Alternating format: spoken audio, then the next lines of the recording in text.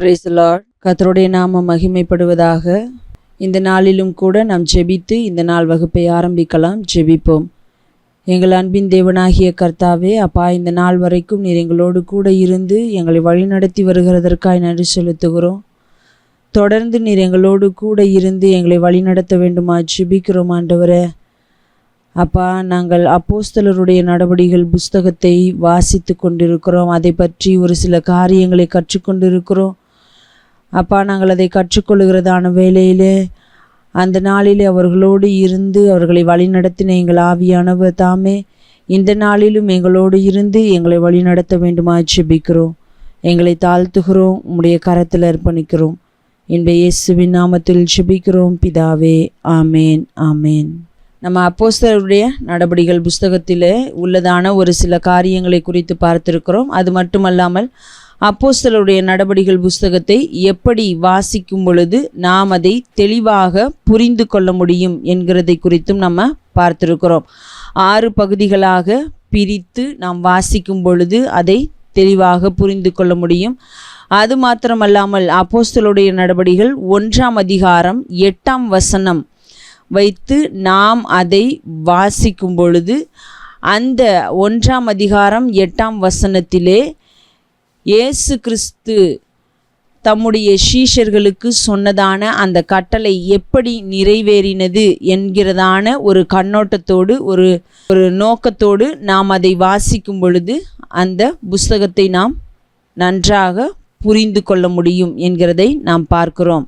நம்ம அப்போ இந்த 2 முறைகளிலே வாசிப்பதை குறித்து பார்க்கிறோம். அது மாத்திரமல்லாமல் தலைப்புகளின் கீழாக இந்த புஸ்தகத்தை நாம் வாசிக்கும் பொழுது எப்படி புரிந்து கொள்ள முடியும் என்று சொல்லி நாம் ஒரு சில தலைப்புகளின் கீழாக இந்த புஸ்தகத்தை வாசிப்பதை குறித்து பார்த்தோம்.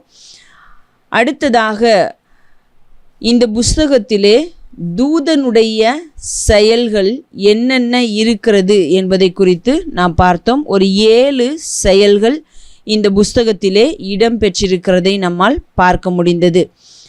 அடுத்தது நம்ம பார்த்தது இந்த புஸ்தகத்திலே காணப்படுகிறதான அற்புதங்களை குறித்து நம்ம பார்த்திருக்கிறோம். அதிலே ஒரு 12 அற்புதங்களை குறித்து பார்த்தோம். அடுத்ததாக 13ஆவதாக ஒரு அற்புதத்தை குறித்து நம்ம பார்க்கிறோம்.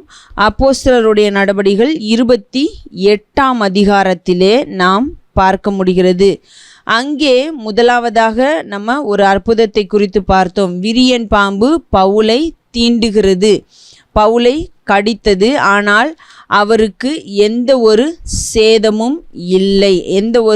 சேதமும் இல்லாமல் தேவன் அவரை பாதுகாத்து கொண்டார். அங்கு இருந்தவர்கள் அந்த விரியன் அவரை தீண்டின பொழுது, கடித்த பொழுது, ஐயோ, இந்த மனுஷன் கப்பல் சேதத்துக்கு தப்பினாலும் இவனுடைய உயிர் தப்பிக்க முடியாததா இருக்கிறது. ஏனென்று சொன்னால் இவன் மிகவும் துன்மார்க்கன் என்கிறதான விதத்திலே அவர்கள் பேசுகிறதை நாம் பார்க்க முடிகிறது. நம்ம அதை வாசித்தோம். 28ஆம் அதிகாரம் 4ஆம் வசனத்திலே நம்ம அதை பார்த்தோம். விஷப்பூச்சி அவன் கையிலே தொங்குகிறதை அந்நியராகிய அந்த தீவார் கண்டபோது, இந்த மனுஷன் கொலைபாதகன், இதற்கு சந்தேகமில்லை. இவன் சமுத்திரத்துக்கு தப்பி வந்தும் பழியானது இவனை பிழைக்க ஒட்டவில்லை என்று தாங்களுக்குள்ளே சொல்லி கொண்டார்கள் என்பதை பார்க்கிறோம்.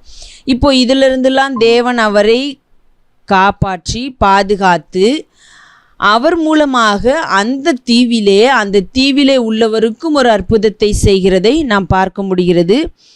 7ஆம் வசனத்தை நாம் வாசிக்கலாம். 28:7 தீவுக்கு முதலாளியாகிய புபிலியு என்னும் பேர் கொண்டவனுடைய நிலங்கள் அந்த இடத்திற்கு சமீபமாயிருந்தது. அவன் எங்களை ஏற்றுக்கொண்டு 3 நாள் பட்சமாய் விசாரித்தான். புபிலியுவினுடைய தகப்பன் ஜுரத்தினாலும் இரத்த பேதியினாலும் வருத்தப்பட்டு கிடந்தான். பவுல் அவனிடத்திற்கு போய் ஜெபம் பண்ணி அவன் மேல் கைகளை வைத்து அவனை குணமாக்கினான்.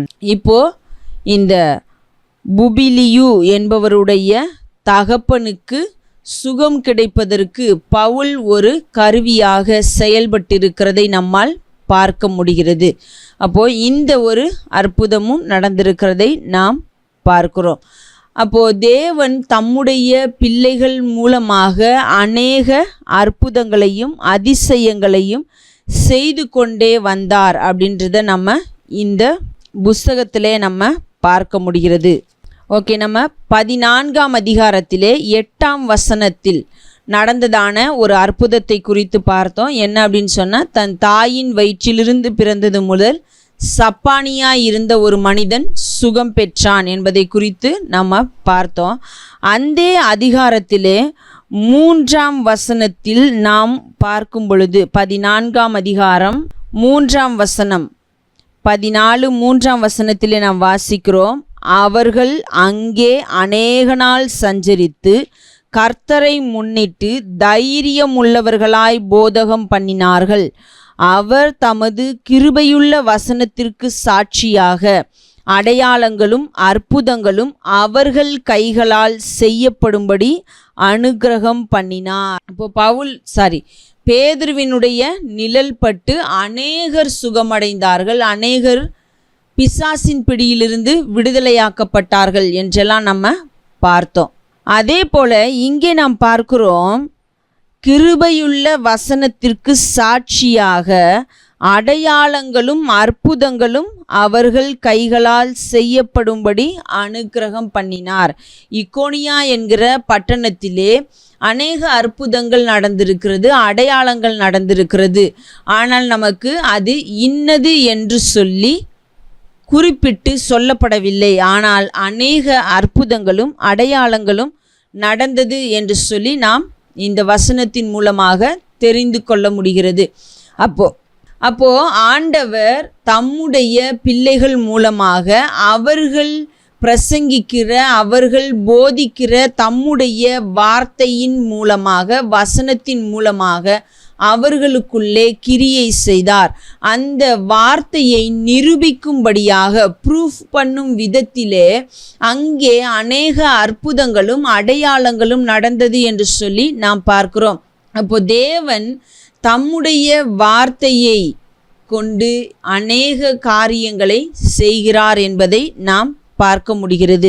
அப்போ தேவன் தம்முடைய பிள்ளைகள் மூலமாக அநேக அற்புதங்களையும் அதிசயங்களையும் அந்த நாட்களிலே செய்திருக்கிறார் என்பதை நாம் வாசிக்கிறோம்.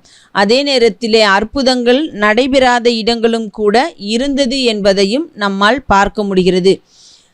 இப்போ இன்றைக்கு நம்ம எடுத்துக்கொள்வோம். இப்போ இந்த புஸ்தகத்திலே இருக்கிற ஒரு 14 அற்புதங்களை குறித்து நம்ம பார்த்திருக்கிறோம். இன்றைக்கு நாம் அநேக நேரங்களிலே ஜெபிக்கும் பொழுது சொல்லுவது உண்டு. என்னவென்று சொன்னால், ஆதி அப்போஸ்தலர் நாட்களிலே நடந்ததான அற்புதங்களைப் போல, அதிசயங்களைப் போல இன்றைக்கும் எங்கள் நாட்களிலும் நடக்க வேண்டும் ஆண்டவரே என்று சொல்லி நாம் ஜெபிக்கிறோம். நல்ல ஒரு காரியம்தான். அதே நேரத்திலே அவர்கள் அதிகமாக அந்த அதிசயத்திற்காக, அற்புதத்திற்காக, அப்படிப்பட்ட செயல்களுக்காக பிரயாசப்பட்டார்களா என்று சொல்லி நாம் பார்த்தோமானால் கேள்விக்குறிதான். இல்லை என்றும் நாம் சொல்ல முடியும். அவர்கள் தேவன் தங்களுக்கு சொன்னபடி அவருடைய வார்த்தையை உலகமெங்கும் கொண்டு செல்வதிலே, பிரசங்கிப்பதிலே, சுவிசேஷத்தை அறிவிப்பதிலே மிகுந்த கவனமுடையவர்களாக காணப்பட்டார்கள். அப்படி அவர்கள் செய்த பொழுது தேவன் தம்முடைய வார்த்தைக்கு சாட்சியாக அற்புதங்களை செய்தார் என்பதை நாம் பார்க்கிறோம். அப்போ நாம் தேவனுடைய வார்த்தையை தைரியமாய் பிரசங்கிக்கும் பொழுது அங்கே ஆண்டவர் கிரியை செய்கிறார் என்பதை நாம் பார்க்க முடிகிறது. அப்போ நாம் செய்ய வேண்டியது தேவனுடைய வார்த்தையை தைரியமாய் பிரசங்கிக்க வேண்டும். ஆனால் இந்த நாட்களிலே நாம் அதிகமாக சொல்லுவது என்னவென்று சொன்னால், அற்புதங்களும் அடையாளங்களும் நடந்தால்தான் அநேகர் கிறிஸ்துவை ஏற்றுக்கொள்வார்கள் என்று சொல்லி நாம் நினைக்கிறோம். ஆனால் அது உண்மையா என்றால் இல்லை. இப்போ இந்த அப்போஸ்தலர்கள் சென்ற இடங்களிலெல்லாம் தேவன் தம்முடைய வார்த்தைக்கு சாட்சியாக அற்புதங்களையும் அடையாளங்களையும் செய்தார் என்று நாம் பார்க்கிறோம். அப்போ அந்த பட்டணங்களிலே காணப்பட்டவர்கள் எல்லாரும் கிறிஸ்துவை ஏற்றுக்கொண்டார்களா என்று சொன்னால் இல்லை. அங்கேயும் எப்படிப்பட்ட காரியங்கள் நடந்தது என்று சொல்லி நாம் பார்க்கும்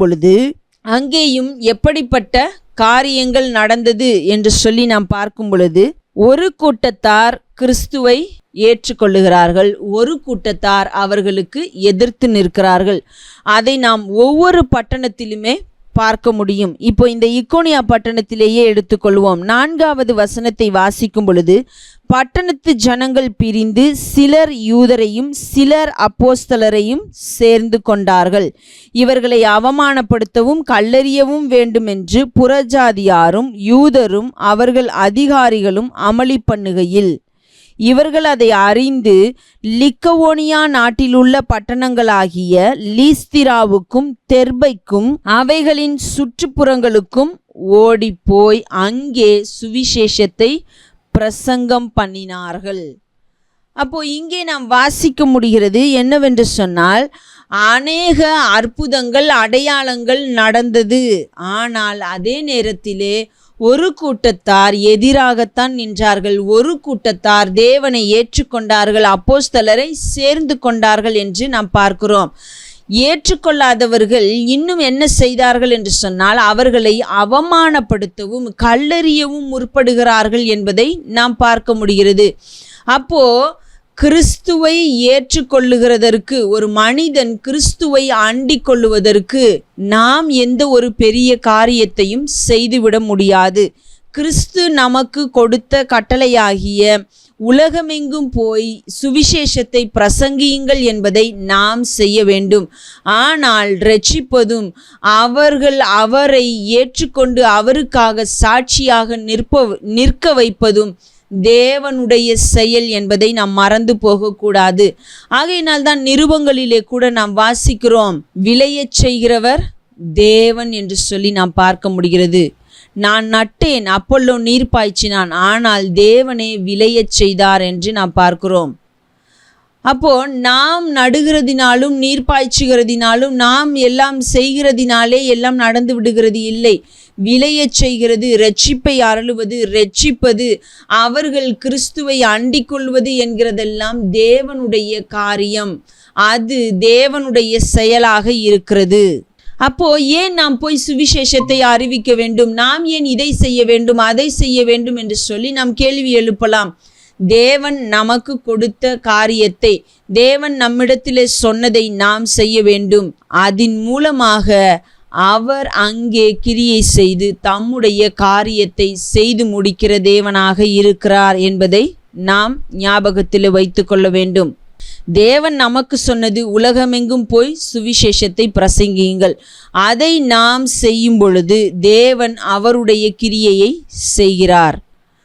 ஆகையினாலே நாம் இதை செய்தால் அதை செய்தால், இப்படி நடந்தால் அப்படி நடந்தால், எல்லாம் வருகிறவர்கள் எல்லாம் அப்படியே அற்புதத்தையும் அதிசயத்தையும் பெற்றுக்கொள்கிறார்கள் என்று சொன்னால் அவர்கள் கிறிஸ்துவை ஏற்றுக்கொள்ளுவார்கள் என்பது எல்லாம் உண்மை அல்ல. எத்தனையோ பேர் தேவனிடத்திலிருந்து கிறிஸ்துவனிடத்திலிருந்து அநேக நன்மைகளை பெற்றும் அவரை ஏற்றுக்கொள்ளாதவர்களாய் இருக்கிறதை பார்க்க முடியும். ஆகையினாலே அற்புதங்கள் நடக்கவே கூடாதா? இல்லை, தேவன் அற்புதங்களை செய்வார். ஆனால் அதுதான் ரட்சிக்கப்படுவதற்கு அடிப்படை அஸ்திபாரம் என்றெல்லாம் நாம் சொல்லுவதும் நினைப்பதும் சரியானது அல்ல என்பதை நாம் புரிந்து செயல்படுகிறவர்களாய் இருக்க வேண்டும். அதற்கு நமக்கு உதாரணம் இந்த வசனத்திலேயே, அவருடைய வார்த்தையிலேயே கொடுக்கப்பட்டிருக்கிறது. ஏன் அப்போஸ்தலருடைய நாட்களில் மாத்திரமல்ல, இயேசு கிறிஸ்துவினுடைய நாட்களிலும் அதுதான் நடந்தது. ஒரு கூட்டத்தார் இயேசு கிறிஸ்துவினுடைய வார்த்தைகளை கேட்டு அவரை அண்டிக் கொண்டார்கள், சேர்ந்து கொண்டார்கள், தேவனை மகிமைப்படுத்தினார்கள். ஆனால் ஒரு கூட்டத்தார் அவருக்கு எதிராக எழும்பி நின்றார்கள், அவரை கொலை செய்ய எத்தனம் பண்ணினார்கள், அவரை கொலை செய்தார்கள் என்றும் நாம் பார்க்கிறோம். அப்போ தேவனுடைய கரத்தில் விட்டுவிட்டு அவருடைய வார்த்தைக்கு இணங்க நாம் செயல்படுகிறவர்களாய் இருக்க வேண்டும். இப்போ நாம் அடுத்ததாக ஒரு காரியத்தை குறித்து பார்க்கலாம். இந்த புஸ்தகத்திலே அனனியா என்று சொல்லி எத்தனை நபர்கள் இருக்கிறார்கள் என்பதைத்தான் நம்ம பார்க்க போகிறோம். இந்த புஸ்தகத்திலே, இந்த அப்போஸ்தலருடைய நடபடிகளில் மாத்திரம் அனனியா என்று சொல்லி எத்தனை நபர்கள் இருக்கிறார்கள் நீங்கள் ஆன்சர் பண்ணலாம். அனனியா என்று எத்தனை நபர்கள் இருக்கிறார்கள்? 2. யார் யார் அந்த 2 பேர்? ஒன்னு அனனியா சப்பீரா. ஓகே, ஒன்று அனனியா சப்பீரால். இனி ஒன்னு அந்த தேவதூதர் மேல இருந்து இறங்கும் போது கரெக்டா சொல்ல தெரியல மேம். தேவதூதர் மேலேருந்து இறங்கும்போது எந்த ஒரு சம்பவம்? வேற ஏதாவது அந்த இன்சிடென்ட் ஞாபகம் இருக்கா? 9வது அதிகாரத்துல ஒண்ணு இருக்குல்ல, புசியாமலும் குடியாதவனும் இருந்தான். அது 9ஆம் அதிகாரம் 10வது வசனம். ஓகே, 9ஆம் அதிகாரத்தில் அனனியா என்னும் பேருள்ள ஒரு சீஷன் இருந்தான். அதாவது பவுல் சந்திக்கப்படும்படியாக அங்கே அனுப்பப்பட்ட ஒரு மனுஷனுடைய பெயர் அனனியா என்று நாம் பார்க்கிறோம். ஓகே, இந்த 2 பேரும் தான் இருக்காங்களா, இல்லை இன்னும் வேறு யாராவது இருக்காங்களா? வேற தெரியல. ஓகே, ஜோஷுவா பிரதர், வேறு யாரும் உங்களுக்கு ஞாபகம் இருக்கா, இல்லை இந்த 2 பேர் தானா? ஓகே, இந்த புஸ்தகத்திலே 3 அனனியா என்று சொல்லப்படுகிற நபர்கள் இருக்கிறதை நம்ம பார்க்கிறோம். சிஸ்டர் சொன்ன 5ஆம் அதிகாரத்திலே காணப்படுகிற அனனியா சப்பீரால் என்று சொல்லப்படுகிறதான நபர் அவருடைய வாழ்க்கையை குறித்து நம்ம எல்லாருமே அறிந்திருக்கிறோம். அவர்கள் தேவனிடத்திலே பரிசுத்த ஆவியினிடத்திலே பொய் சொன்னபடியினாலே இறந்து போனான் என்று நம்மால் பார்க்க முடிகிறது. இன்னொரு அனனியா இந்த 9ஆம் அதிகாரத்திலே 10ஆம் வசனத்திலே குறிப்பிடப்பட்டிருக்கிற அனனியா, தமஸ்குவிலே அனனியா என்னும் பேருள்ள ஒரு சீஷன் இருந்தான். அவனுக்கு கர்த்தர் தரிசனமாகி அனனியாவே என்றார்.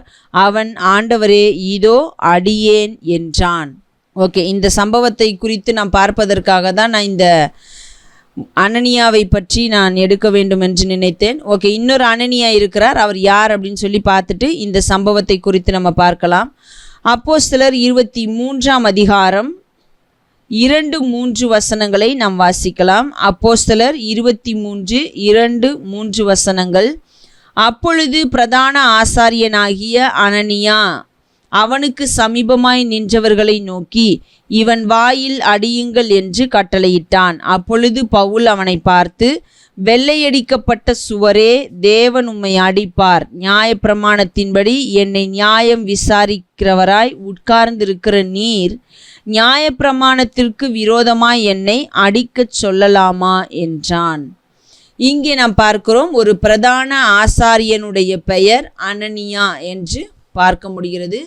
அவரை குறித்து பவுல் சொல்லும் பொழுது வெள்ளையடிக்கப்பட்ட சுவரே என்று சொல்லுகிறதையும் நம்ம வாசிக்கிறோம். ஓகே, இப்போ நம்ம 9ஆம் அதிகாரத்திலே சொல்லப்பட்டிருக்கிறதான இந்த அனனியா என்று சொல்லப்படுகிற நபரை குறித்து ஒரு சில காரியங்களை நம்ம பார்க்கலாம். அப்போஸ்தலருடைய நடபடிகள் 9ஆம் அதிகாரம் 10ஆம் வசனத்திலிருந்து 18ஆம் வசனம் வரைக்கும் நாம் வாசிக்கலாம். தமஸ்குவிலே அனனியா என்னும் பேருள்ள ஒரு சீஷன் இருந்தான். அவனுக்கு கர்த்தர் தரிசனமாகி அனனியாவே என்றார். அவன், ஆண்டவரே, இதோ அடியேன் என்றான். அப்பொழுது கர்த்தர், நீ எழுந்து நேர் தெருவு என்னப்பட்ட தெருவுக்கு போய் யூதாவின் வீட்டிலே தர்சு பட்டணத்தானாகிய சவுல் என்னும் பேருள்ள ஒருவனை தேடு. அவன் இப்பொழுது ஜெபம் பண்ணுகிறான். அனனியா என்னும் பேருள்ள ஒரு மனுஷன் தன்னிடத்தில் வரவும் தான் பார்வை அடையும்படி தன்மேல் கை வைக்கவும் தரிசனம் கண்டான் என்றார். அதற்கு அனனியா, ஆண்டவரே, இந்த மனுஷன் எருசலேமிலுள்ள உம்முடைய பரிசுத்தவான்களுக்கு எத்தனையோ பொல்லாங்குகளை செய்தான் என்று அவனை குறித்து அநேகரால் கேள்விப்பட்டிருக்கிறேன். இங்கேயும் உம்முடைய நாமத்தை தொழுது கொள்ளுகிற யாவரையும் கட்டும்படி அவன் பிரதான ஆசாரியர்களால் அதிகாரம் பெற்றிருக்கிறானே என்றான். அதற்கு கர்த்தர், நீ போ, அவன் புறஜாதிகளுக்கும் ராஜாக்களுக்கும் இஸ்ரவேல் புத்திரருக்கும் என்னுடைய நாமத்தை அறிவிக்கிறதற்காக நான் தெரிந்து கொண்ட பாத்திரமாயிருக்கிறான். அவன் என்னுடைய நாமத்தின் நிமித்தம் எவ்வளவாய் பாடுபட வேண்டும் என்பதை நான் அவனுக்கு காண்பிப்பேன் என்றார். அப்பொழுது அனனியா போய் வீட்டுக்குள் பிரவேசித்து அவன் மேல் கையை வைத்து, சகோதரனாகிய சவுலே, நீ வந்த வழியிலே உனக்கு தரிசனமான இயேசுவாகிய கர்த்தர் நீ பார்வை அடையும்படிக்கும் பரிசுத்த ஆவியினாலே நிரப்பப்படும்படிக்கும் என்னை அனுப்பினார் என்றான். உடனே அவன் கண்களிலிருந்து மீன் செதில்கள் போன்றவைகள் விழுந்தது. அவன் பார்வையடைந்து எழுந்திருந்து ஞான ஸ்நானம் பெற்றான். இங்கே அனனியா யார் என்று சொல்லி நாம் பார்த்தோமானால் ஷீஷன் என்று சொல்லி நாம் வாசிக்கிறோம். இந்த அனனியாவை குறித்து வேறு எங்காவது எந்த இடத்திலாவது வாசிக்க முடிகிறதா என்றால் இல்லை. இவர் ஊழியத்திற்காக பிரித்தெடுக்கப்பட்டவர் அல்லது ஊழியத்தை செய்கிறவர் அல்லது மூப்பனாக நியமிக்கப்பட்டவர் அப்படி என்று சொல்லியும் எந்த ஒரு காரியத்தையும் நாம் வாசிக்க முடியவில்லை. இப்போ இந்த சவுல் என்று சொல்லப்படுகிறதான நபருக்கு ஞானஸ்நானம் கொடுத்ததும் அவர் மேல் அவருக்காக ஜெபிக்க சென்றதும் இந்த ஷீஷன் என்று சொல்லி நாம் பார்க்க முடிகிறது. 9ஆம் அதிகாரத்திலே நாம் தொடர்ந்து வாசிக்கும் பொழுது இன்னொரு காரியத்தையும் கூட வாசிக்கிறோம். 36ஆம் வசனத்திலே தபித்தாள் என்ற ஒரு மனுஷியை குறித்து வாசிக்கும் பொழுது அங்கே சொல்லப்பட்டிருக்கிறது, அவள் ஒரு ஷீஷி என்று நாம் வாசிக்கிறோம். அப்போ இவர்கள் யார் அப்படின்னு சொன்னா, எதற்காகவும் பிரித்தெடுக்கப்பட்டு அல்லது அப்பாயிண்ட் பண்ணப்பட்ட அல்லது அபிஷேகம் பண்ணப்பட்ட என்று சொல்லப்படுகிற நிலைமையிலே இருந்தவர்கள் இல்லை. இவர்கள் கிறிஸ்துவை பின்பற்றினவர்கள், கிறிஸ்துவை சேர்ந்து கொண்டவர்கள், கிறிஸ்துவுக்காக வாழ்ந்தவர்கள் என்பதை நாம் பார்க்க முடிகிறது. அப்போ இப்படி இருந்த ஒரு மனுஷன் என்ன செய்கிறார் என்று சொன்னால், தேவனுடைய தரிசனத்தை பெற்றுக்கொண்டவராய் அவர் எங்கே போக சொன்னாரோ அங்கே போகிறார். அங்கே அவருக்காக வைக்கப்பட்டிருந்த வேலையை செய்கிறார் என்பதை நாம் பார்க்கிறோம். அப்போ அங்கே அவருக்கு, அந்த சவுலுக்கு பார்வை கிடைக்கிறது, தேவன் சொன்ன காரியங்கள் நடக்கிறது. இப்போ அங்கே நம்ம ஒரு காரியத்தை பார்க்கிறோம். சவுல் பார்வையடைந்து எழுந்திருந்து ஞான ஸ்நானம் பெற்றான். அப்போ யார்தான் கொடுத்திருக்க வேண்டும்? இந்த ஷீஷன், அனனியா என்பவர் தான் கொடுத்திருக்க வேண்டும் என்பதை நாம் பார்க்க முடிகிறது. இன்றைக்கு நாம் எப்படிப்பட்ட காரியங்களை தேவனுடைய பிள்ளைகள் என்று சொல்லுகிற தேவனுடைய சபையாய் அவருடைய சரீரமாய் கூடி வருகிற நாம் இன்றைக்கு அநேக காரியங்களை வைத்திருக்கிறோம். இவர்தான் இந்த காரியத்தை செய்ய வேண்டும், அவர்தான் இந்த காரியத்தை செய்ய வேண்டும், இவர் செய்யக்கூடாது, அவர் செய்யக்கூடாது, அதற்கென்று அபிஷேகம் பண்ணப்பட்ட, அதற்கென்று நியமிக்கப்பட்ட, அதற்கென்று ஒப்பு கொடுத்த என்று சொல்லி அநேக காரியங்களை நாம் பேசுகிறோம். அது சரியா என்பதை நாம் யோசித்து பார்க்க வேண்டும். இன்றைக்கு அநேக காரியங்கள் இருக்கிறது. பெண்கள் கொடுக்கலாமா அல்லது ஆண்கள் கொடுக்கலாமா? பெண்கள் தான் கொடுக்க வேண்டுமா அல்லது ஆண்கள் தான் கொடுக்க வேண்டுமா? அல்லது ஊழியராக இருக்கிறவர் தான் செய்ய வேண்டுமா? மூப்பராக இருக்கிறவர் செய்யலாமா அல்லது சுவிசேஷகர் செய்யலாமா? இப்படி அநேக காரியங்கள், கேள்விகள் இருந்து கொண்டே தான் இருக்கிறது. ஆனால் என்ன சொல்லுகிறார்கள் என்று சொன்னால், அதற்காக அபிஷேகம் பண்ணப்பட்ட, அதற்காக நியமிக்கப்பட்ட, அதற்காக ஒப்பு கொடுக்கப்பட்ட அவர்கள்தான் அதை செய்ய வேண்டும். வேதம் நமக்கு அதைத்தான் சொல்லி கொடுக்கிறதா என்று சொன்னால் இல்லை. இப்போ பவுலினுடைய நாட்களிலும் கூட நம்ம பார்க்கும் பொழுது, பவுல் கொரிந்திய சபைக்கு பேசும் பொழுது அவர் ஒரு காரியத்தை சொல்லுகிறதை நம்மால் வாசிக்க முடிகிறது. 1 கொரிந்தியர் 1ஆம் அதிகாரம் 14ஆம் வசனத்திலிருந்து நாம் வாசிக்கும் பொழுது, என் நாமத்தினாலே ஞானஸ்நானம் கொடுத்தேன் என்று ஒருவனும் சொல்லாதபடிக்கு நான் கிறிஸ்புவுக்கும் காயுவுக்குமே அன்றி உங்களில் வேறொருவனுக்கும் ஞானஸ்நானம் கொடுக்கவில்லை. இதற்காக தேவனை ஸ்தோத்தரிக்கிறேன். ஸ்தேவானுடைய வீட்டாருக்கும் நான் ஞானஸ்நானம் கொடுத்ததுண்டு. இதுவும் அல்லாமல் இன்னும் யாருக்காவது நான் ஞானஸ்நானம் கொடுத்தேனோ இல்லையோ அறியேன். ஞானஸ்நானத்தை கொடுக்கும்படி கிறிஸ்து என்னை அனுப்பவில்லை, சுவிசேஷத்தை பிரசங்கிக்கவே அனுப்பினார். கிறிஸ்துவின் சிலுவை வீணாய் போகாதபடிக்கு சாதுரிய ஞானம் இல்லாமல் பிரசங்கிக்கவே அனுப்பினார். இப்போ இங்கே பவுலே ஒரு காரியத்தை சொல்லுகிறார். என்னவென்று சொன்னால், கிறிஸ்து என்னை ஞானஸ்நானத்தை தான் போய் கொடுக்கணும் அப்படின்லாம் சொல்லி அனுப்பலை. ஆனாலும் நான் இவர்களுக்கெல்லாம் ஒரு சில எண்ணிக்கை உள்ளவர்களுக்கு அவர் சொல்லுகிறார், இவருக்கு இவருக்கு இவருக்கு நான் ஞான ஸ்நானம் கொடுத்தேன் என்று சொல்லுகிறதையும் நாம் பார்க்க முடிகிறது. அப்போது இவர்தான் கொடுக்க வேண்டும், அவர்தான் கொடுக்க வேண்டும். இப்போ நம்ம பார்க்க போனோம் என்று சொன்னால், ஊழியத்தை செய்கிறவர்களாகவே இருந்தாலும் கூட அவர்கள் எல்லாரும் ஞானஸ்நானம் கொடுக்கலாமா என்றால் இல்லை. மேய்ப்பன் ஊழியத்தை செய்கிறவர் மாத்திரம்தான் கொடுக்க வேண்டும் என்று சொல்லப்படுகிற ஒரு கூற்று நமக்குள்ளே இருக்கிறது. ஆனால் நாம் வேதத்திலே வாசிக்கிறோம், ஒரு சீஷன், கிறிஸ்துவை பின்பற்றுகிறவர் ஞானஸ்நானத்தை கொடுக்க முடியும். இந்த ஒரு சம்பவம் மாத்திரமல்ல, பிலிப்புவினுடைய வாழ்க்கையிலும் கூட நம்ம பார்க்கும் பொழுது அங்கே நாம் வாசிக்கிறோம். அங்கே என்ன சொல்லப்படுகிறது? இந்த பிலிப்பு யாராக நியமிக்கப்பட்டிருந்தார்? நாம் பிற்காலங்களிலே அவர் போய் சுவிசேஷத்தை அறிவிக்கிறார். பின்னர் அவர் ஒரு சுவிசேஷகன் என்று சொல்லப்படுகிற நிலைமையிலே அறியப்படுகிறார். ஆனால் அவர் எப்பொழுது ஊழியம் என்று சொல்லுகிறதான பாதைக்குள்ளே கடந்து வந்தாரோ அப்பொழுது அவர் ஒரு பெரிய சுவிசேஷகன் என்றோ அல்லது அப்போஸ்தலன் என்றோ அல்லது மேய்ப்பன் என்றோ தீர்க்கதரிசி என்றோ சொல்லி அறியப்படவில்லை. அவர் பந்தி விசாரணை செய்வதற்காக தெரிந்து கொள்ளப்பட்ட 7 நபர்களில் ஒரு நபராக காணப்பட்டார். அவர் இப்பொழுது சுவிசேஷத்தை பிரசங்கிக்கிற வேலையை செய்கிறார்.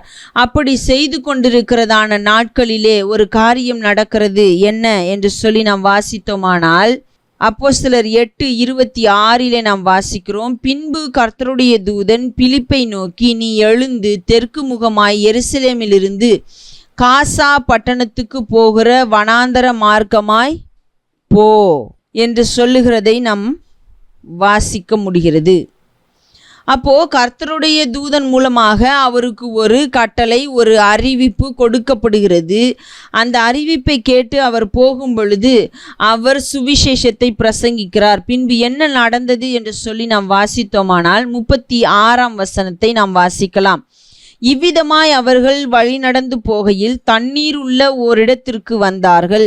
அப்பொழுது மந்திரி, இதோ தண்ணீர் இருக்கிறதே, நான் ஞானஸ்நானம் பெறுகிறதற்கு தடை என்ன என்றான். அதற்கு பிலிப்பு, நீர் முழு இருதயத்தோடும் விசுவாசித்தால் தடையில்லை என்றான். அப்பொழுது அவன், இயேசு கிறிஸ்துவை தேவனுடைய குமாரன் என்று விசுவாசிக்கிறேன் என்று சொல்லி ரதத்தை நிறுத்தச் சொன்னான். அப்பொழுது பிலிப்பும் மந்திரியுமாகிய இருவரும் தண்ணீரில் இறங்கினார்கள். பிலிப்பு அவனுக்கு ஞானஸ்நானம் கொடுத்தான்.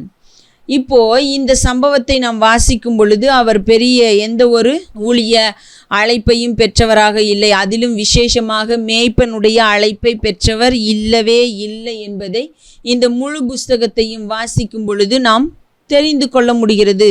அப்போ இன்றைக்கு ஏன் அதை மேய்ப்பர்கள் மாத்திரம்தான் செய்ய வேண்டும் என்று சொல்லப்படுகிற ஒரு கூற்று இருக்கிறது என்பதை நாம் யோசிக்க வேண்டும்.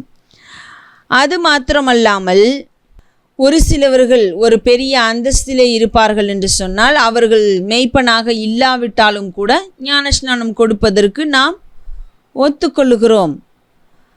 அப்போது வேதத்தின்படி மேய்ப்பன் என்று சொல்லப்படுகிற கூற்று இருக்குமானால் ஒரு சில மேய்ப்பனுடைய ஊழியத்தை செய்யாதவர்கள் கொடுக்கும் பொழுது அவர்கள் பெரிய அந்தஸ்திலே இருக்கிறார்கள் என்பதற்காக, பிரபலமானவர்கள் என்பதற்காக அதை நாம் ஒத்துக்கொள்ளுகிறவர்களாய் இருப்போம் என்றால் ஏன் என்று சொல்லி கேள்வி எழுப்பப்பட வேண்டும்.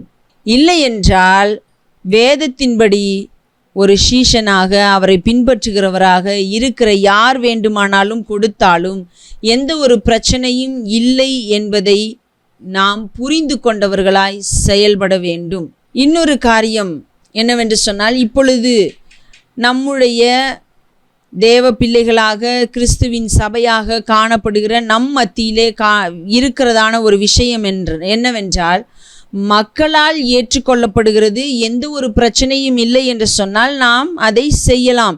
இல்லை என்றால் அதை செய்யாமல் இருப்பது உத்தமமானது, சிறந்தது என்று சொல்லி பேச ஆரம்பித்திருக்கிறோம். இது சரியா?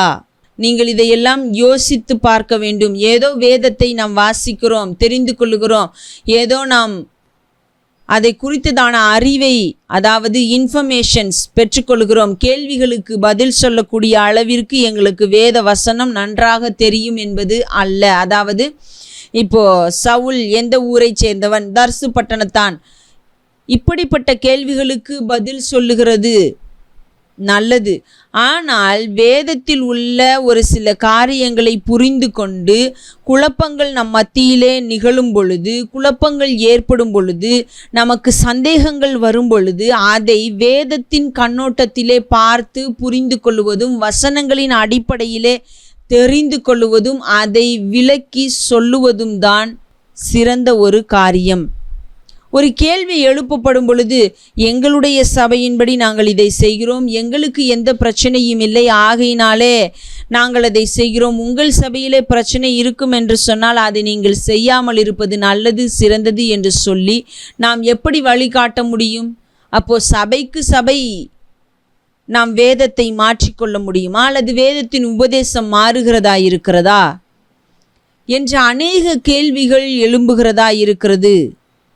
மேய்ப்பன் தான் கொடுக்க வேண்டும் என்று சொல்லுகிறோம். ஆனால் பிரபலம் அடைந்தவர்களாக இருந்தால், அவர்கள் மேய்ப்பர்கள் இல்லை என்று சொன்னாலும் அவர்கள் செய்கிறதை ஏற்றுக்கொள்ளுகிறோம். இன்னொரு புறம் வேதத்தின்படி இப்படியெல்லாம் சொல்லப்பட்டிருக்கிறதே என்று சொல்லும் பொழுது ஏன் அவர்கள் செய்ய வேண்டும் என்று சொல்லப்படுகிற ஒரு கேள்வியும் எழும்புகிறது.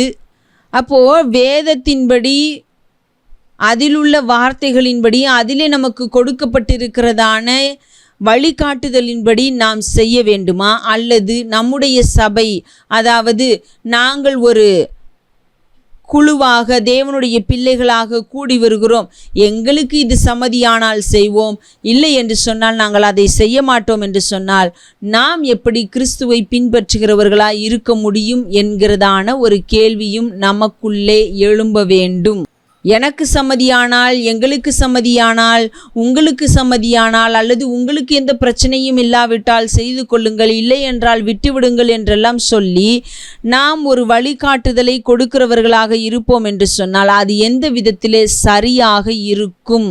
நான் இதை ஏதோ ஒரு பேச்சுக்காக சொல்லுகிறேன் என்று சொல்லி நினைக்க வேண்டாம். இதை நான் கேள்வியாக கேட்ட பொழுது எனக்கு கொடுக்கப்பட்ட ஒரு பதில்தான் இது.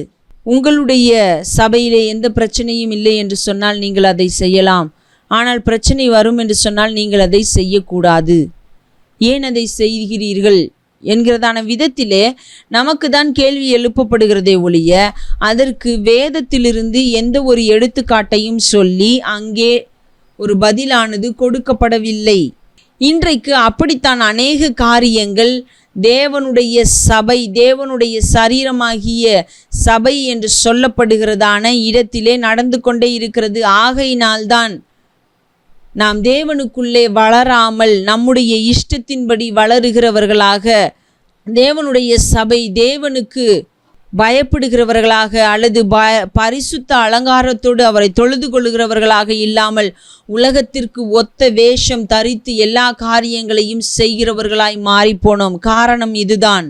வேதத்தின்படி எதையும் ஆராய்ந்து வேதத்திலே இதற்கு என்ன சொல்லப்பட்டிருக்கிறது என்பதை நாம் கரிசனையோடும் அக்கறையோடும் தேடி பார்த்து சரி செய்து தேவனுடைய ஆலோசனையின்படி செய்கிறவர்களாயிராமல் எங்களுக்கு உங்களுக்கு, எங்களுடைய கொள்கை உங்களுடைய கொள்கை, எங்களுடைய சபையில் அதற்கு ஒன்றும் பிரச்சனை இல்லை, ஆகையினாலே நாங்கள் செய்கிறோம். இப்போ இது மாத்திரம் இல்லை, ஞான ஸ்நானம் என்று சொல்லி ஒரு காரியம் மாத்திரம் இல்லை. இன்றைக்கு சபையிலே நாம் கூடி வரும் பொழுது இன்னும் அநேக காரியங்கள், திருவிருந்து காரியமாக இருக்கட்டும், செய்து கொடுக்கிறதான காரியமாக இருக்கட்டும், இப்படி ஒரு சில காரியங்களிலே ஒரு சிலர் அதை தளர்த்தி இருக்கிறார்கள் என்று சொன்னாலும் அவர்களுடைய இப்போ நீங்கள் ஏன் இதையெல்லாம் செய்கிறீர்கள், நீங்கள் இதை செய்கிறீர்களே, இதற்கு வேதத்திலே இருந்து நீங்கள் ஆதாரத்தோடு தான் இதை செய்கிறீர்களா என்று சொல்லி கேட்போமானால் அதுவும் இல்லை. எங்களுக்கு எந்த பிரச்சனையும் இல்லை, மக்கள் ஏற்றுக்கொள்ளுகிறார்கள், அதனாலே நாங்கள் செய்கிறோம். இது எப்படி சரியானதாக இருக்க முடியும் என்பதை தொடர்ந்து நாம் சிந்திக்க வேண்டிய இடத்திலே காணப்படுகிறோம். மக்கள் ஏற்றுக்கொள்ளுகிறார்களா ஏற்றுக்கொள்ளவில்லையா என்பது தேவ வசனம் நாம் செய்கிறதற்கு அஸ்திபாரமாக அடித்தளமாக இருக்கிறதா இல்லையா என்பதுதான் நம்முடைய கரிசனையாக இருக்க வேண்டும். இப்போ இது மாத்திரமல்லாமல் நமக்கு வேதத்திலே சொல்லப்பட்டிருக்கிறது என்று சொல்லி நாம் பார்க்கும் பொழுது ஞான ஸ்நானம் கொடுங்கள், நீங்கள் போய் உலகமெங்கும் சுவிசேஷத்தை பிரசங்கியுங்கள், அவர்களுக்கு ஞான ஸ்நானம் கொடுங்கள் என்பதான ஒரு கட்டளை நமக்கு இருக்கிறது. இன்னொன்று, நீங்கள் என்னுடைய வருகை பரியந்தமும் பந்தி ஆசரிக்க வேண்டும் என்று சொல்லப்படுகிறதான ஒரு கட்டளை. என்னுடைய மரணத்தை நினைவு கூறும்படியாக இதை செய்யுங்கள் என்று சொல்லப்படுகிறதான ஒரு கட்டளையும் நமக்கு கொடுக்கப்பட்டிருக்கிறது. இதை அல்லாமல் மற்ற காரியங்களை குறித்து, அதாவது திருமணமாகட்டும், பிறந்த நாளாகட்டும், இன்னும் வேறு சில காரியங்கள், அதாவது வீடு குடிபோகிற காரியங்கள் அல்லது ஃபியூனரல் சர்வீஸ், அடக்க ஆராதனை, வளைகாப்பு, இன்னும் அநேக காரியங்களை நாம் வைத்திருக்கிறோம். இதையெல்லாம் குறித்து நாம் சிந்திக்கும் பொழுது இவர்கள்தான் இதை செய்ய வேண்டும், ஏதோ பூஜை போடுவது போல இவர்தான் இதை செய்ய வேண்டும், அதை செய்ய வேண்டும் என்று சொல்லி அநேக காரியங்களை நாம் வைத்திருக்கிறோம். இதையெல்லாம் குறித்து எங்காவது நமக்கு பேசப்பட்டிருக்கிறதா என்று சொன்னால் இல்லை. அடுத்தது, எல்லா காரியங்களையும் குறித்து ஒவ்வொன்றையும் நாம் வேதத்திலே இப்படியே இருக்க வேண்டும் என்று சொல்லியும் பார்க்க முடிவதில்லை. ஆனாலும் வேதம் நமக்கு எல்லா விஷயங்களுக்கும் பதில் தருகிறதா இருக்கிறது என்பதை நாம் புரிந்து கொள்ள வேண்டும். இந்த விஷயங்களுக்கெல்லாம் அடக்க ஆராதனையோ அல்லது திருமணமோ அல்லது பிறந்த நாளோ இப்படிப்பட்ட காரியங்களிலே நாம் ஜெபிப்பது தவறு இல்லை. நாம் அவருடைய பிள்ளைகளாக ஒன்று கூடி அவருடைய நாமத்தை மகிமைப்படுத்துவது தவறு இல்லை. ஆனால் அது எந்த நோக்கத்தோடு இன்றைக்கு செய்யப்படுகிறது என்று நாம் சற்று சிந்தித்து பார்க்க வேண்டிய இடத்திலே காணப்படுகிறோம். ஏனென்று சொன்னால், ஜெபம் வைக்க வேண்டும் என்ற கட்டாயத்திற்காக வைக்கப்படுகிறதை அநேக நேரங்களிலே நாம் பார்க்க முடிகிறது. ஏதோ பாஸ்டரும் சபையில் உள்ளவர்களும் ஜெபித்து விட்டு போகட்டும், எங்களுக்கு அநேக வேலைகள் இருக்கிறது, இதை செய்ய வேண்டும், அதை செய்ய வேண்டும், அன்றைக்கு வருகிறவர்களை பார்க்க வேண்டும், கவனிக்க வேண்டும், இப்படி இருக்க வேண்டும், அப்படி இருக்க வேண்டும் என்று சொல்லி அநேக காரியங்களை செய்து அந்த நாளிலே யார் அந்த கூடுகையை ஒழுங்கு செய்தார்களோ அவர்கள் அந்த இடத்திலே இருப்பது இல்லை என்கிறதான அளவிற்கு அது செயல்படுகிறதை நாம் பார்க்கிறோம். அப்போ இவையெல்லாம் சரியா என்று சொல்லி நாம் யோசித்து பார்க்க வேண்டும். ஏன் நம்முடைய வீட்டிலே இந்தந்த விசேஷங்களுக்கு அல்லது இந்தந்த நாம் ஒரு நாளை விசேஷித்து கொள்கிறோமே, அந்த நாட்களிலே ஏன் ஒரு கூடுகை இருக்க வேண்டும் என்று சொல்லி நினைக்கிறோம்? நாட்களை விசேஷித்து கொள்கிறவன் கர்த்தருக்காக விசேஷித்து கொள்கிறான், விசேஷித்து கொள்ளாதவனும் அதை கர்த்தருக்காகவே செய்கிறான் என்று நமக்கு ரோமர் நிருபத்திலே 14ஆம் அதிகாரத்திலே நாம் அதை வாசிக்கிறோம். அப்போ நாட்களை விசேஷித்து கொள்ளுவதும் விசேஷித்து கொள்ளாமல் இருப்பதும் தவறில்லை. ஆனால் விசேஷித்து கொள்ளும் பொழுது அங்கே அவருடைய பிள்ளைகளாகிய நாம் கூடி வருகிறதான இடத்திலே நாமும் அவர்களோடு கூட சேர்ந்து அந்த கூடுகையை நடத்த வேண்டும் என்று சொல்லி பிரயாசப்பட்ட நாம் அவர்களோடு, அதாவது அவருடைய சரீரமாகிய சபையோடு சேர்ந்து அவருடைய நாமத்தை மகிமைப்படுத்துவது மிக முக்கியமான விஷயமாக இருக்கிறது. ஆனால் அதிலே நம்முடைய கவனம் இல்லாமல் போகிற போது ஏன் என்று சொல்லி நாம் சிந்திக்க வேண்டும். நாட்களை விசேஷித்து கொள்ளுகிறோமே, அது கர்த்தருடைய நாமத்திற்காகத்தான் விசேஷித்து கொள்ளப்பட்டதாக இருக்கிறதா என்பதிலே மிகுந்த கவனமுடையவர்களாக காணப்பட வேண்டும். அது ஒருவேளை தேவனுடைய நாமத்தை மகிமைப்படுத்துவதற்காக இல்லை என்று சொல்லுகிற பட்சத்திலே நாம் அதை செய்யாமல் இருப்பது நல்லது. ஏதோ அவர்கள் ஜெபித்து விட்டு போகட்டும். இல்லை, அந்த இடத்தில் நான் என்ன செய்கிறேன், நான் எப்படிப்பட்டவளாக இருக்கிறேன் என்பதையெல்லாம் யோசித்து பார்க்க வேண்டும். ஏன் இன்னும் திருமணங்களிலே ஒரு சில காரியங்கள் சொல்லப்படுகிறதை நாம் கேட்கிறோம். பிரசங்கங்களிலேயே இன்றைக்கு அநேகர், அதாவது 100% பேர் கூட சொல்லுகிறதை நாம் கேட்க முடிகிறது. என்னவென்று சொன்னால், இது இவர்களுக்கு திருமண நாளாய் இருக்கிறது, இவர்கள் நாம் இப்பொழுது என்ன பிரசங்கித்தாலும் அவர்களுக்கு கேட்கப் போவது இல்லை, அவர்கள் தங்களுடைய வாழ்க்கையை குறித்த கற்பனை உலகத்திலே இருக்கிறார்கள், ட்ரீம் பார்த்து கனவு கண்டு கொண்டிருக்கிறார்கள் என்றெல்லாம் சொல்லி அநேகர் சொல்லுகிறார்கள். ஆகையினாலே இங்கே வந்திருக்கிற மற்றவர்களுக்கு தான் பிரசங்கிக்கப்படுகிறது என்று ஒரு சிலரும், அல்லது நான் சீக்கிரமாய் முடித்து விடுகிறேன் என்று சொல்லி ஒரு சிலரும், ஒரு சிலர் அப்படியே ஜோக்காகவே அந்த பிரசங்கத்தை மாற்றி வைத்திருக்கிறதையும் கூட நாம் பார்க்கிறோம். இதெல்லாம் எந்த விதத்திலே சரியானது என்பதை நாம் சிந்தித்து பார்க்க வேண்டிய இடத்திலே இருக்கிறோம். அதற்காகத்தான் நாம் இந்த அப்போஸ்தலருடைய நடபடிகள் புஸ்தகத்தை நன்றாக வாசிக்க வேண்டும். இதற்கு பிற்பாடு இருக்கிற நிருபங்களையும் நாம் அதே கண்ணோட்டத்தோடு வாசிக்கிறவர்களாய் இருக்க வேண்டும். ஏனென்று சொன்னால் இந்த அப்போஸ்தலருடைய நடபடிகள் புஸ்தகத்தில்தான் சபை எப்படி நிறுவப்பட்டது, சுவிசேஷம் எப்படி பிரசங்கிக்கப்பட்டது, அவர்கள் என்ன பாடுகளையும் உபத்திரவங்களையும் அனுபவித்தார்கள், அப்படி இருந்தும் கிறிஸ்துவின் சபை எப்படி, அதாவது அவருடைய சரீரமாகிய சபையானது எப்படி நிலைநிறுத்தப்பட்டது என்பதை எல்லாம் குறித்து நாம் வாசிக்கிறோம். அப்போ ஏதோ தேவனுடைய வார்த்தையை பகிர்ந்து கொள்வது என்பது கடமைக்காக செய்யப்படுகிற ஒன்றாக இருக்கக்கூடாது.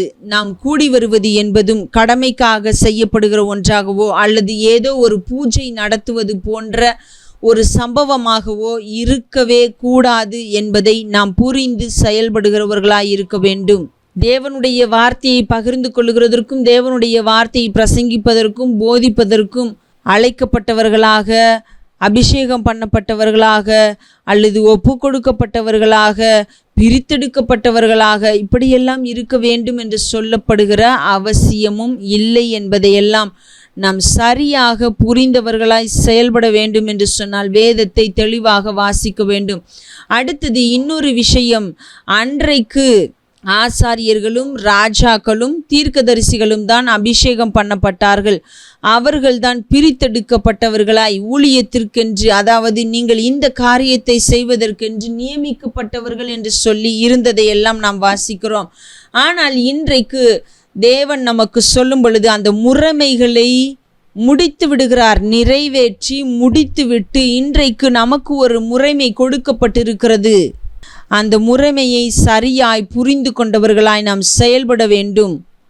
நாம் எல்லாரும் அவருடைய ஊழியத்தை செய்வதற்கென்று நம்மை தேவன் ஏற்படுத்தி இருந்தாலும், அதைத்தான் நாம் எபேசியர் 4:11 வாசிக்கிறோம். சபையின் பக்தி விருத்திக்கு ஏதுவாக சபையானது பூரண வளர்ச்சி அடைவதற்காக தேவன் சிலரை அப்போஸ்தலராகவும், சிலரை தீர்க்கதரிசிகளாகவும், சிலரை சுவிசேஷகர்களாகவும், சிலரை போதகராகவும், சிலரை மேய்ப்பனாகவும் ஏற்படுத்தினார். அப்படி ஏற்படுத்தப்பட்டவர்களாக இருந்தாலும் சரி, அவரை தொழுது கொள்ளுகிற, அவரை ஏற்றுக்கொண்ட யாராக இருந்தாலும் சரி, எல்லாரும் அவருடைய வேலையை செய்கிறவர்களாய் இருக்கிறோம். அவருடைய காரியங்களை நாம் செய்ய முடியும். அவர் நம்மோடு பேசுகிற தேவனாக இருக்கிறார். ஏதோ இவர்களோடு மட்டும்தான், இவர்களுக்கு மட்டும்தான், இது இவர்கள் மாத்திரம்தான், இல்லை இல்லை. நாம் எல்லாரும் அபிஷேகம் பண்ணப்பட்டவர்கள். அதையும் நாம் மறந்து போக வேண்டாம். ஏதோ ஒரு குறிப்பிட்ட நபர்கள் மாத்திரம்தான் இல்லை, நாம் எல்லாரும் தேவனால் அபிஷேகிக்கப்பட்டவர்களாய் இருக்கிறோம். அவருடைய ஆவியை பெற்றுக்கொண்டவர்களாக இருக்கிறோம். ஆகையினாலே நாம் எல்லாரும் மிகுந்த கவனத்தோடு வேதத்தை வாசித்து அதை புரிந்து கொண்டு செயல்படுகிறவர்களாய் இருக்க வேண்டும். எங்களுடைய சபையிலே பிரச்சனை இல்லை, எங்களிடத்திலே வருகிற மக்களுக்கு எந்த பிரச்சனையும் இல்லை, விசுவாசிகள் அதை எதிர்க்கவில்லை, இதெல்லாம் பதிலாக நமக்கு இருக்க முடியாது. ஆகையினாலே நாம் மிகுந்த கவனத்தோடு செயல்படுகிறவர்களாய் இருப்போம். வேதத்தை நாம் ஒவ்வொரு நாளும் பரிசுத்த ஆவியானவருடைய துணையோடு வாசிக்கிறவர்களாய் இருப்போம். அதை அவரிடத்திலிருந்து கேட்டு கற்றுக்கொள்ளுகிறவர்களாய் இருப்போம். ஏனென்று சொன்னால் சகல சத்தியத்திற்குள்ளும் நம்மை வழி நடத்துகிறவர் அவர் ஒருவர்தான். நாமவே எல்லாவற்றையும் செய்துவிட முடியாது. அவருடைய உதவி இல்லாமல் நாம் எதையும் செய்ய முடியாது.